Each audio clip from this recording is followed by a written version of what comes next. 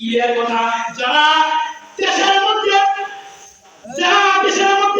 বিশৃঙ্খলা সৃষ্টি হওয়ার জন্য যারা বলছেন মুহাম্মদুর রাসূলুল্লাহ সাল্লাল্লাহু আলাইহি ওয়াসাল্লাম নারীদের স্বাধীনতা কেড়ে নিয়েছে, তাদেরকে বন্দী বানিয়ে দিয়েছে, খোলামেলা থাকতে বলেছে, কিন্তু না তাকিয়ে দেখো পয়গম্বর সাল্লাল্লাহু আলাইহি ওয়াসাল্লাম তোমাদেরকে স্বাধীনতা দিয়েছে। তাই বলি ও বাংলার মুসলমান, হুঁশিয়ার হয়ে যান, সাবধান হয়ে যান।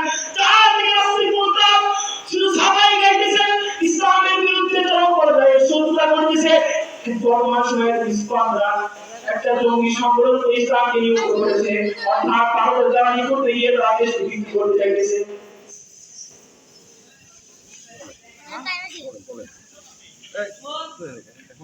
তাই আমরা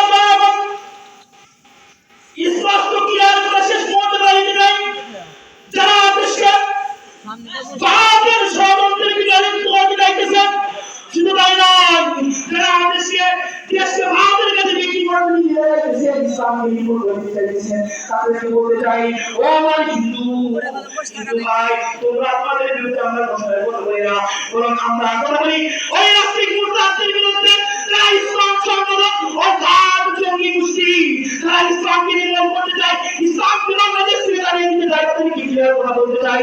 তোমরা হুঁশিয়ার হয়ে সাবধান হয়ে যাও।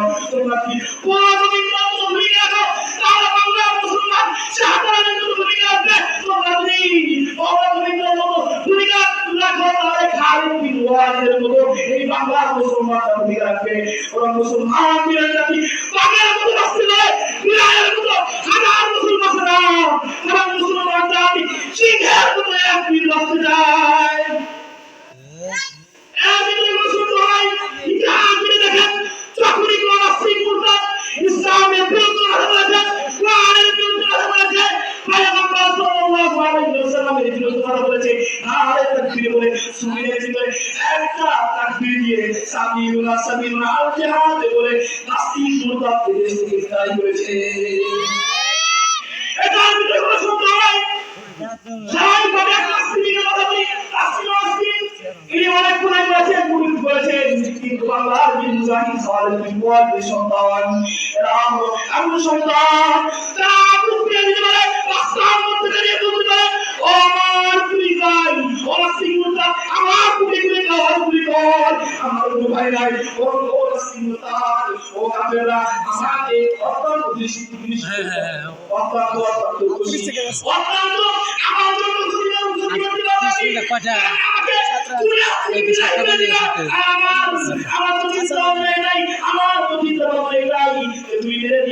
সঙ্গে সঙ্গে আমি জান্নাতের সবুজ পাখি হয়ে যাব। আমাদের নসিবে আসেনি, কোনদিন নাই। যাই হোক, আজান টাইম হচ্ছে ভাই, আজান দেন।